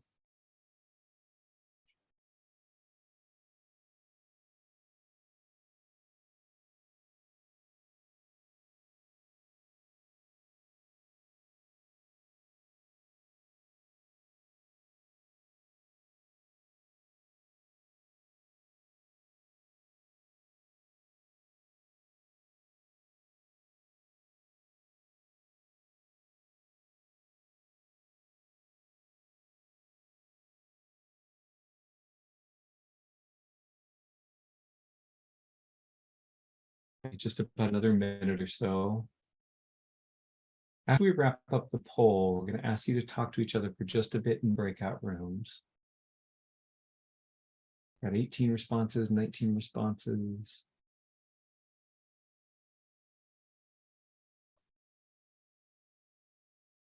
Okay. Oh, we got one more person.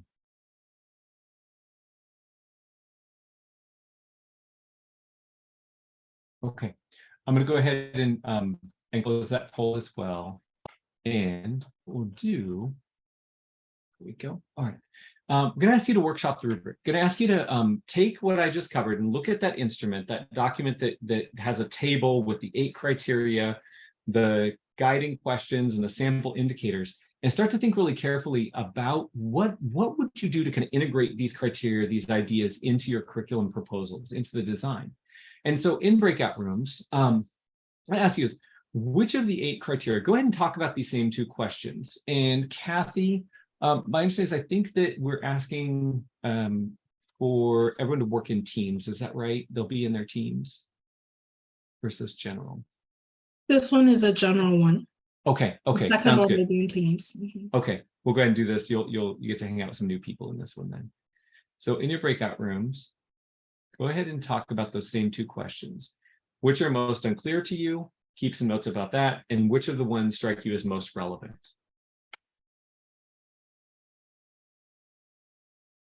Okay, the rooms will be open in just a little bit.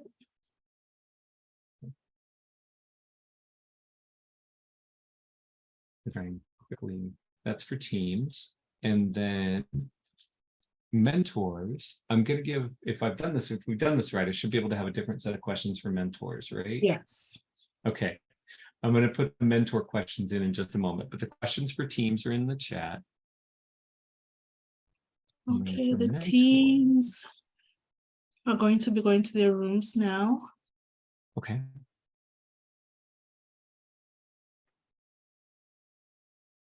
Okay. All right, welcome back, everyone. As always, the closing of breakout rooms means the most brilliant idea was cut short. That's how it always is.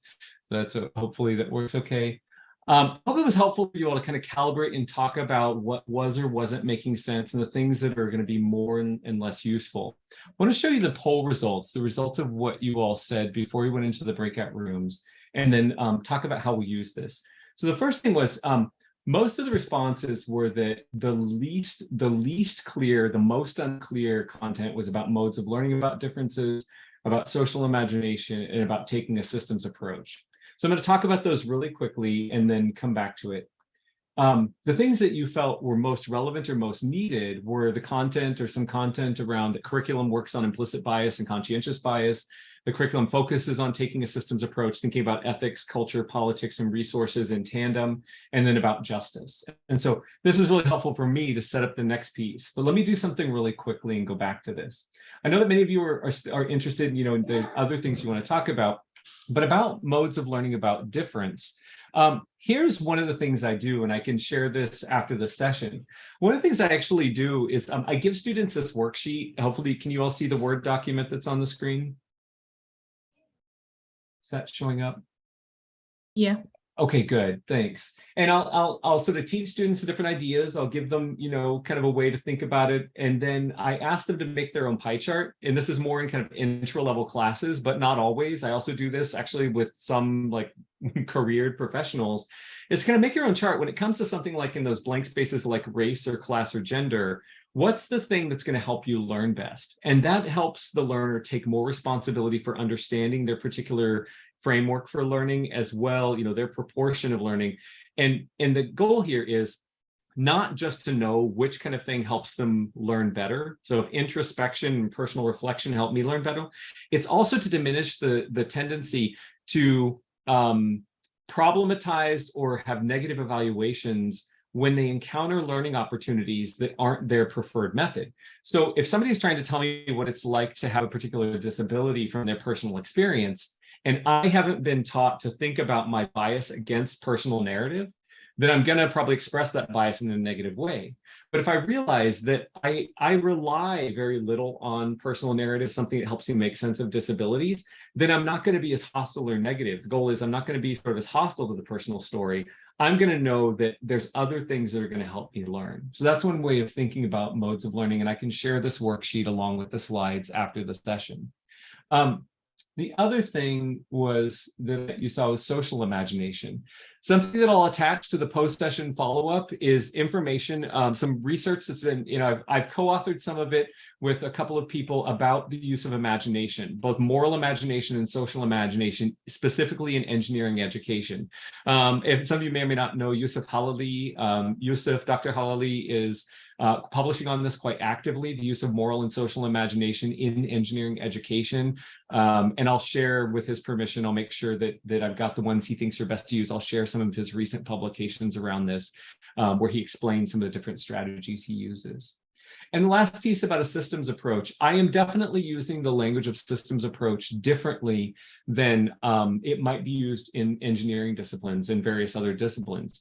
When I talk about a systems approach, I'm talking about social systems, these kind of broad conceptual social systems of moral and ethical norms, of culture, of political sensibilities, as well as politics as a structure, right? Politics as institutions, as well as our political identities or political sensibilities, and about resources and economics as access to opportunities and the benefits and burdens that we encounter in accessing opportunities.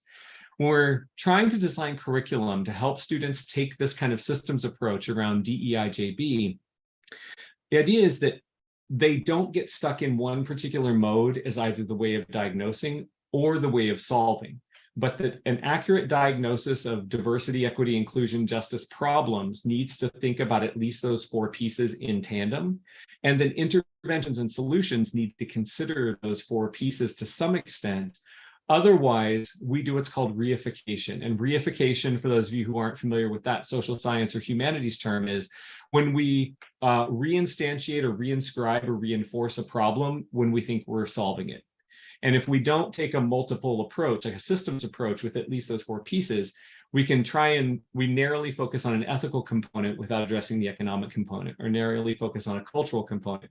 One of the prime examples of this is if we solve problems by telling individuals to change their behavior at the level of maybe ethical norms and culture, but we ignore the political institutions and situations surrounding them, as well as the resources they have. So we make it an individual solution versus a social and structural solution.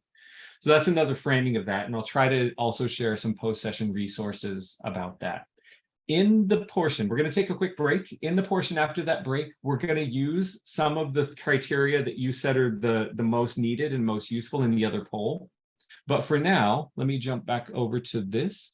Let's take 5 minutes and come on back at 3:05. Thanks everyone for hanging in there with me. I know it's a lot rejoining, but let's go ahead and start. Okay, welcome back everyone. Hope we had a chance to take a quick break. We're going to keep moving in the same direction and give you time to work together to apply some of the material in the rubric. And what we're going to ask you to do is this. I'm going to ask you to keep that best practices document open and move to part 5. That's the part with the table that has the criteria, the guiding questions, and the sample indicators. And in the interest of time, we're going to ask you to focus on the 3 criteria that you ranked as the most relevant. Now, you might want to deviate from that a little bit in your group, and that's okay. But to help us compare when we come back up to the breakout room time, at least try to focus on the sections of that table in part 5 that focus on implicit bias and conscientious bias, on taking a systems approach, which is that first section, and on justice. So those are the 3 criteria that we're going to ask you to try and focus on as you think about revisions to your proposed curriculum. You'll have about 20 minutes, and in your groups, we're going to ask you to work together, this is for the team, to discuss how you could apply one or more of those 3 criteria for best practices to your draft proposed curriculum. So let me put these questions up. Right, so as a group, focus on implicit bias, taking a systems approach, and justice. How might you integrate that into your curricular proposal more directly? For each of those, review those guiding questions and sample indicators and talk about how those might be used or modified or be used as kind of like benchmarks to evaluate progress toward improving your own incorporation of best practices, and keep notes. There's an option here, and the option is if you want to challenge yourselves to include some of the other criteria, please do. That would be just fine. So that's the instructions for teams. And in just a second, I'll copy and paste those into the chat. Kathy will be putting them in for 20 minutes, the teams, and then I'll have a separate set of instructions for the mentors. Thank you, Christian. Everybody grab the link that Akila has just posted in the chat. When you go into your breakout room, you'll notice that the templates are per university. So in your breakout rooms, there'll be 2 or 3 universities represented, but grab the template for your particular university and fill it out.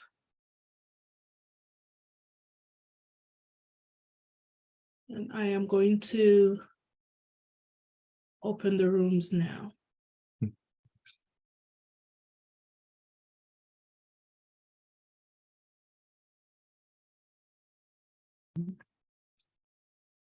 All right, hey everyone, welcome back. I'm just making a quick adjustment to the slide.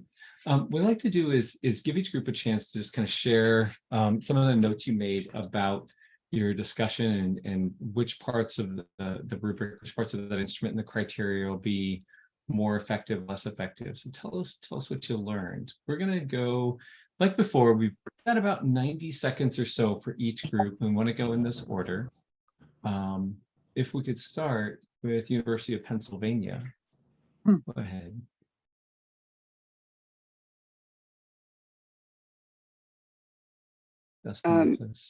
Yeah, hi. I missed what you said as we were just jumping into the breakout room. Oh, sorry about that. Yeah, welcome back. Yeah, we're gonna ask each group to go kind of school by school and tell us some of your notes you made about possible uses of the instrument and those criteria, or what you might need to adapt some of your proposed curriculum. We'll start with University of Pennsylvania. We've got a rep here. Sure. I was in a group with people that are not from my university. So the 3 of them were in a group. But broadly, we talked about ways to integrate some of these issues into hands-on courses where the students are producing tangible artifacts and work.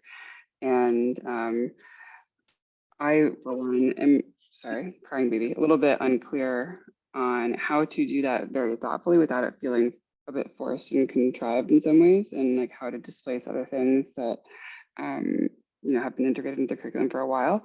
So I for one need to spend more time with the content and figure out more thoughtful ways to integrate all the work. But I will be doing that as part of this grant. Thank you very much. Yeah, thanks. If you have any other notes along the way as you're listening, feel free to drop them in the chat. How about Virginia Commonwealth? Hi.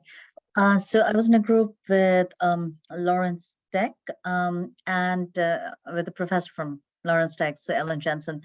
And we had a fruitful discussion about what appealed to us and what didn't. And we thought that justice is a priority for the courses that we teach. So we discussed how environmental justice can be, and discussions to this end can be incorporated within our curriculum. There are challenges. I think the most challenging thing is to figure out how to incorporate conversations regarding unconscious bias. And it is the most important thing for DEI practices. And so I'm looking forward to see what other groups have to say about this, how they plan to tackle the problem, and see if I can learn something that I can incorporate into the course that I want to teach. Let me ask you a question about that. Would it be helpful if there was something like a recorded module where maybe I or somebody else with some skill in teaching the material, that a recorded module that you could share with students to view outside or inside of class? Would that kind of thing be useful?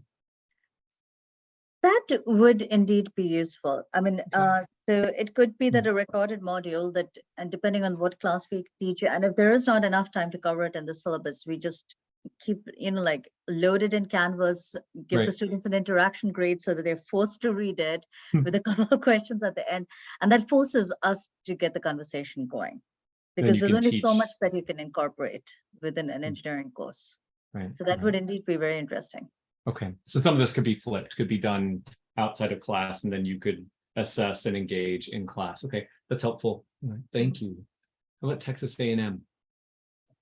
All right, so I was with Texas Tech group, Paul and Priya, and for implicit bias, this is very relevant to the AI, artificial intelligence in engineering and science applications course that I'm working on as part of this grant.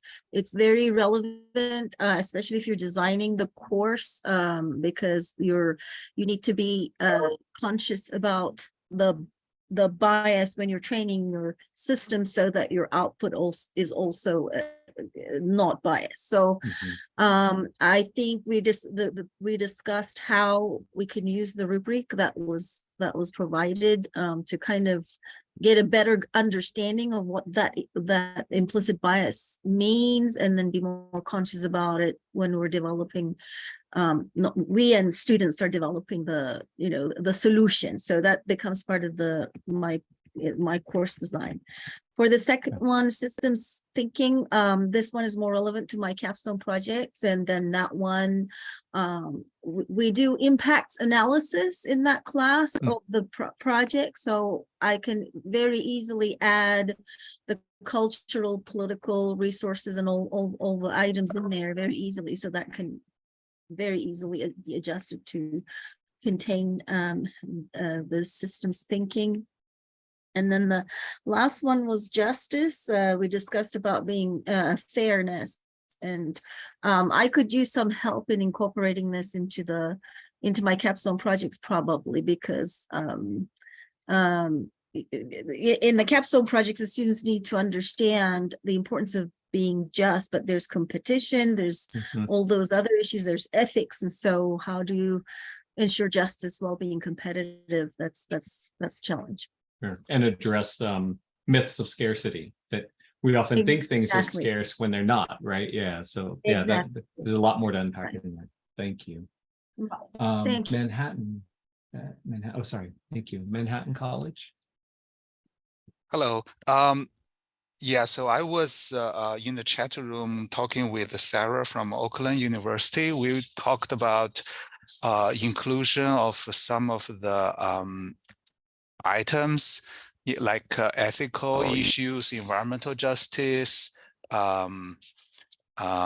implicit bias, and inclusion of those into the curriculum. And ideally, we're looking at case studies or projects that would basically tell the story. So by using that way to really let students understand all those issues. Now, one question we do raise up is whether there are any available resources or materials from last year that can be shared with us. That would be much appreciated. Thank you. And that would mainly be around helping students figure out how to tell the story. Just to help me understand, what are the kind of resources you're hoping for? So, I got that. So we are looking for like case studies, for example, from the engineering background, if we are designing a system or designing something, how that would basically impact the result of the design, the project would impact the environmental justice or ethical or other issues. So if we have any examples like this, of course we can look for more information, but it would be great if we have some of those that we can directly borrow and use. Particularly if they've been tested out, I would think that would be helpful. Thank you. NYU.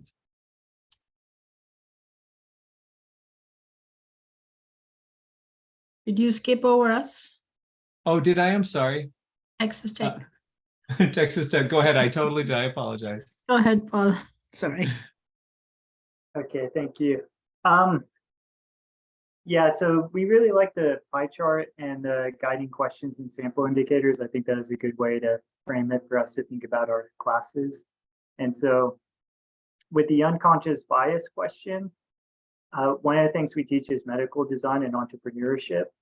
And so we wanted to share from that personal experience that was suggested and then also show the consequences of not following, certain of these principles. I think that hits well with the students. So one thing in medical design is you could create devices that cater to one type of patient or demographic because we're making assumptions. So if you make like a CPR testing model that fits a certain age, sex, and body type, that's going to train people, to treat that demographic better than other demographics. So I think that's something important to teach. And then systems thinking, we wanted to teach that through, making sure people thought about internal and external stakeholders in all levels of a company and how that can affect sustainable decision making.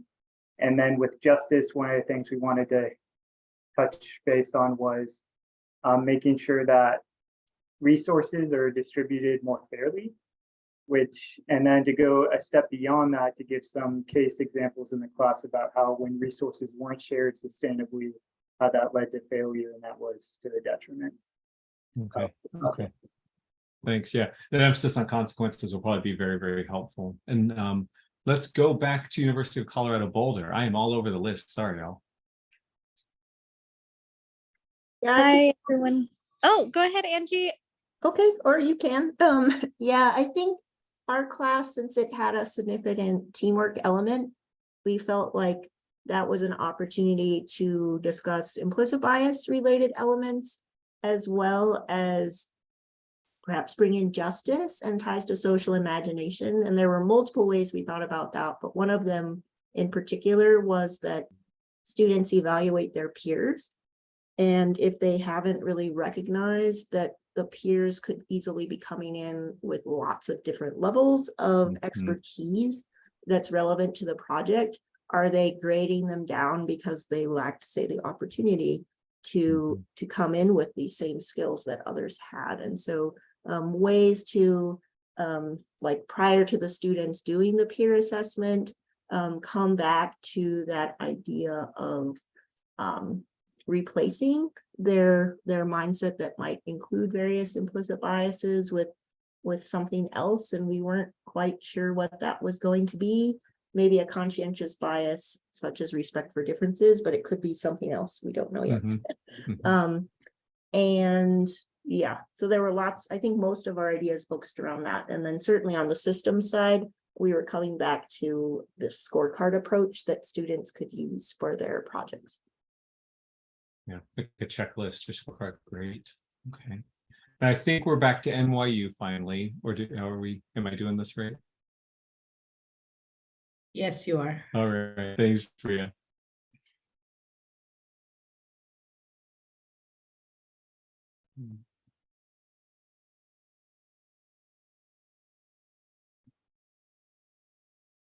So Lawrence Tech. Okay, thank you. So I was in the team as mentioned earlier, and specifically to the this more civil and architectural engineering related projects, there is a great deal of opportunities when it comes to understanding, for example, historical drivers, and particular for our region, understanding some of the changes in demographics and how the economics have done that, some of the unrest even back, from the 60s in our areas with the riots and all that, and how that continues to actually influence the way the demographic changes. So that was one of the main thing. I just need to get back to my notes here. When it comes to the indicators, I do think that they are useful, and they were very helpful in sort of framing the intervention, whether it was low, medium, and high, and I think that helps me a lot to address that if in a design point of view. When it comes to challenges, I think we did have that discussion, and a lot of the same things has already been said. Thank you very much, Helen. Okay, the Ohio State University. Out for Cherish. So we had an interesting discussion around integrating some of these pieces, and our focus of our effort is around a specialization around sustainability, and one of the pieces was integrating some uniformity around the term seen throughout each of those courses, and aligning the syllabi to make sure that students are seeing these concepts and then able to build on them throughout the academic career. And then another aspect that we talked about a little bit was within the justice piece, particularly in the capstone, the culminating capstone design course, having students work through just kind of throughout this assignment where they get a problem statement at the beginning, which is very typical for capstone, but having them back up and ask, why does this problem exist in the first place? And then try to kind of reflect on what they're being asked to solve and why. And then one of the challenges that we kind of got to for the third part was particularly around the motivations and priorities, and making those clear to the students, because being a required course, the students are there to complete the degree requirements, and how do we kind of emphasize the priority and understanding for them to engage and bring these pieces to themselves as engineers. So talked a little bit about assessment ideas, some qualitative or quantitative assessments, and then kind of benchmarking what exists within the pieces already. So but similar to other folks. So thank you. Oakland University. So I was in a group with Shen, and we were both lone team members from our institution. So I will be taking this assignment back to my team once we circle the wagons again after this meeting. And I don't want to just completely rehash what he's already reported out, but the only thing that I would add as well is in our kind of talking in generalities a little bit more about these topics. We were both kind of reflecting on kind of normalizing this discourse in engineering education in general, sort of, and thinking of kind of creative ways that we can make it not seem like a separate add-on topic to what we're already teaching in the technical courses, which I really think is going to be sort of like the key to making it really effective for our students. You know, when I've brought up topics along these lines in my classes, the students seem to kind of be weirded out by not being taught about purely technical things. And so I feel like, you know, kind of easing into it and spreading it throughout the curriculum is going to be really helpful, so that it doesn't even seem any different than what we're talking about all the time anyways. So that's all I wanted to add to his comments. Widespread integration. And a friendly note, hopefully a friendly note. Circle the Wagons has got some implicit bias loaded to it. So Oh no, I did not know. It's one of those things in a lot of US culture, but just flagging that one. Thank you for letting me know. I absolutely. didn't know. Absolutely. Thanks for taking that feedback too. Kettering. Hi, so I was in a room with Lisa and Yang. We were also on our own. We weren't with our teams, but so we were talking about the 3 criteria. We talked a lot about implicit bias, and at least the project I'm proposing with our university, we have certain case studies and modules we're developing, but implicit bias isn't something, at least that I've ever thought to apply to this. And I think it's going to start with us. We decided as a group, we were talking to introduce what does it mean to have implicit bias and give scenarios where they can recognize and see the effect of this in decision making. And then an activity or a way to, assess and benchmark progress towards it. We thought having students analyze a separate, case study or a separate part of whatever the major topic was, and have them discuss with each other where they saw some of the implicit bias, and then share out kind of how those implicit biases affected and were problematic in whatever engineering design situation we're talking about or whatever technology we're talking about. A lot of the case studies we're already doing have a lot of the systems approach to it, where we're breaking down different dimensions that are in that module. The last question, though, I thought was interesting to challenge to think about, and one of the criteria that wasn't immediately relevant. And in my previous breakout room, we were talking about social imagination a lot. And, I find like that at first didn't seem relevant, but it's definitely important.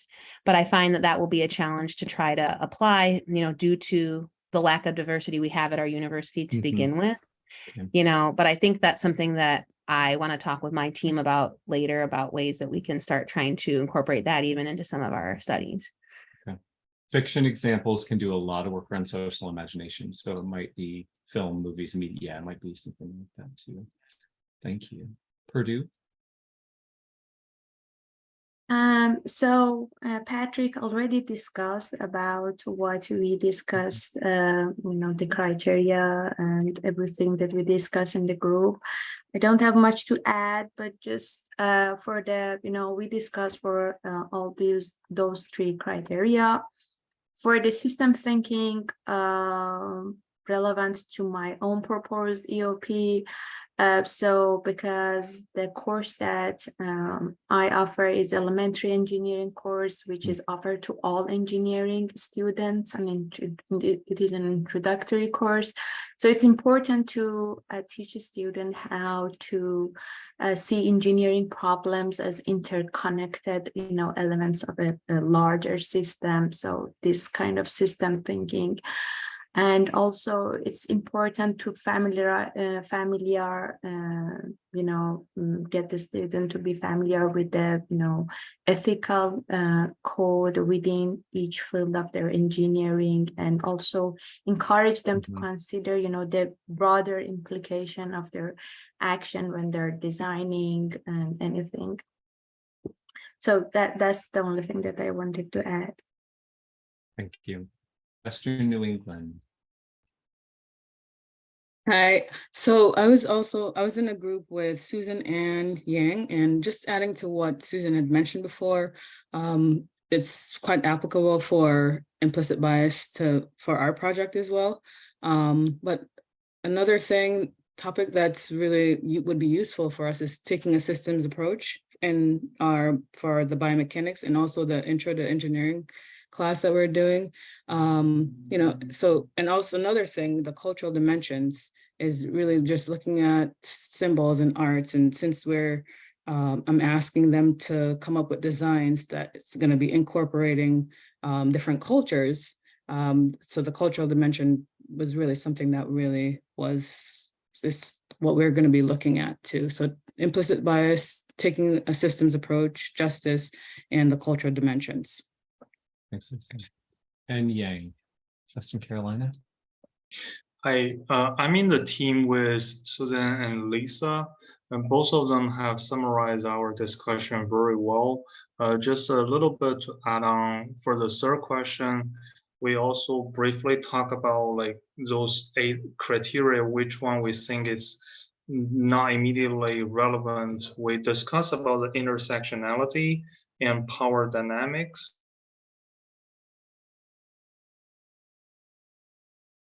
I think he froze. Oop. Did we lose him? So well, let me make a couple of notes here. Maybe Young will come back. I want to thank everyone for working through this with us. And just mentioned, I don't have time to formally give the recommendations, but the slides you'll get, there's some additional questions, both the instrument and slides, and some recommendations to think about. And with that, my thanks to Lemelson Foundation, the ASCE team, and I'll turn it back over to Dr. El-Sayed. Thank you, Christian. Wow, we've really learned a lot from this great interactive presentation today. And there's so much contact for all of our faculty teams to really apply to their curricular projects. So thanks so much for joining us and facilitating this great session. Now, team, please remember that in addition to the slide that Christian mentioned, that you'll be notified via email when the recording is available in the class resources folder. So we're almost out of time, but before we go, I'd like to introduce my colleague, Dr. Sarah DeLu. She's ASWE's Director for Innovation and Strategic Direction. And Sarah will briefly review the next steps with you. Sarah? Hi, thanks so much. Good afternoon. I would like to quickly review the program timeline and go over a few upcoming action items. Next slide, please. So all 14 teams have been matched with a lead and a supporting mentor and should be working with these mentors on piloting and implementation plans during your regular scheduled meetings at this point. As you know, mentoring is a key component to the EOP program, so it's important that teams continue to collaborate and work with their assigned mentors. Today, if we look at what is on the slide in front of you, is the second of the community of practice meetings. The final meeting is scheduled for early December. So we're following the bottom row where it says community of practice. We can see May 31st was our opening meeting and July 19th is now. You'll notice that there's quite a bit of time between July 19th and December 6th. And that's because many of you will be piloting your interventions at different times throughout the fall semester. So we want to give you time to continue to work with your mentors to make sure that you're thoughtful about that implementation. Okay, next we will look out for the online symposium, and the online symposium is tentatively scheduled for January of 2024. So we'll see you again December 6th for our culminating community of practice meeting as a group like today, and then we'll see you all again in late January. Okay, so all of you will soon receive a copy of an agreement from ASEE staff that will come to you as the team lead individually. We are looking now at the row that says mini grant program. You see the yellow diamonds. That first yellow diamond is like near the end of August. And we'll talk a little bit more about that in a bit, but I just wanted to make you aware that those agreements will be coming your way, and we will be working with you one-on-one to make sure that we work with your university so that we can get the funds dispersed to your institutions, which will then in turn disperse those funds to you as the team lead, and you can use them to carry out the activities from your proposal. That will come to you in 2 parts. That's why there is 2 of those yellowish dark mustard colored diamonds. End of August and end of January. That's contingent on us getting all the paperwork in line, but that is our goal, to work with you to expedite those funds so that you can continue to make progress. So we'll process the first half of those after we receive your interim progress report. Now I'm looking at, what color is that? Dark orange, burnt sienna, perhaps. Right before the mustard colored diamond. Those will be an interim report that you'll turn into us. Okay, but I'll come back to discuss that interim report in just a moment. Before we go any further, I'd like to ask that you take a few moments to complete a brief survey about today. I see that Akila just dropped that in the chat. we'd like your feedback on this meeting. What you're considering is only the meeting today, so the EOP mid-program meeting, and that's really helpful to us as we continue to do our best to serve you in your eager plans to implement these initiatives. So I'm going to pause for a few minutes because sometimes it's hard to try to read the survey while someone is talking to you. So I'm going to just be quiet for a few moments, and I'll be back in just a couple minutes to talk through what you see on the slide in front of you.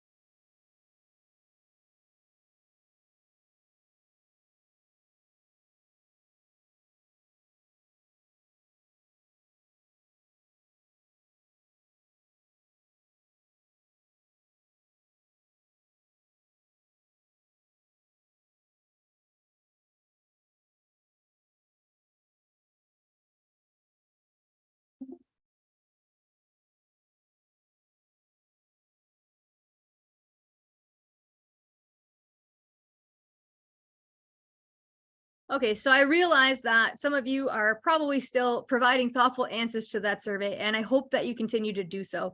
I realize we're getting close to the 4 o'clock mark, and you may have other obligations after 4 p.m. So please feel free to continue as I resume talking about the next steps. As I mentioned a few moments ago, please do continue to meet with your mentors to finalize your curricular change initiatives and agree on an evaluation plan to measure your impact. Now that's different for each of you, so that evaluation will be different. It's something that you'll work on with your mentors, but feel free to reach out if you do have questions about what that means.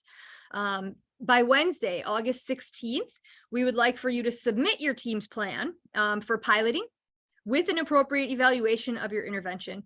And don't worry about that right now. We will email you the specifics of exactly what we're looking for in that interim report. It will be a different Survey Monkey. So we'll share that with you in advance. You can prepare your responses and then just submit it to us before August 16th. Okay, but that interim report that is due on August 16th will include some projected key metrics. So some things we want you to be thinking of just, up front are things like how many faculty will you reach with your intervention? Or if you're not focused on faculty, perhaps you're focused on students. And I think that's the case for many of you given your proposals. We'd like to know, for example, how many students you're reaching, and are you modifying courses that already exist? And if so, are they required courses or are they electives?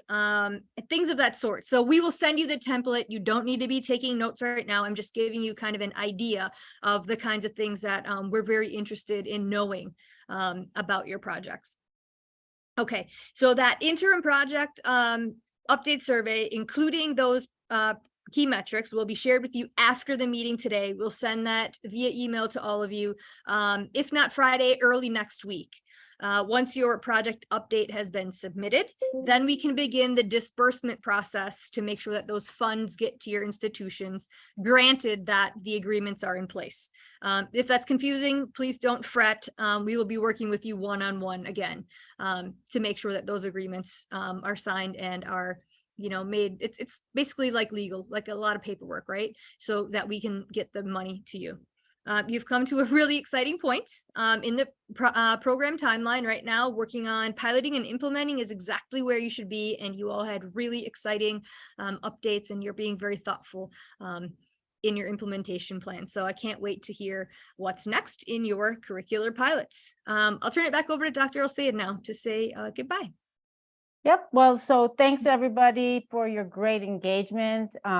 It's just been so impressive on everything that you've been working on.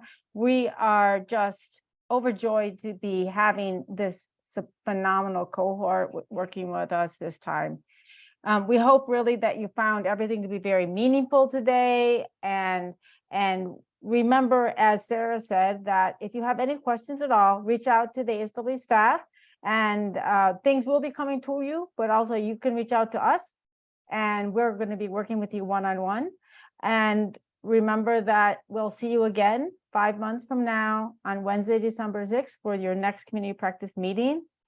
And remember to keep working with your mentors. They are also a wonderful resource for you. So with that, we look forward to seeing you again in the fall and hearing about all the great work that you're doing. Have a great evening.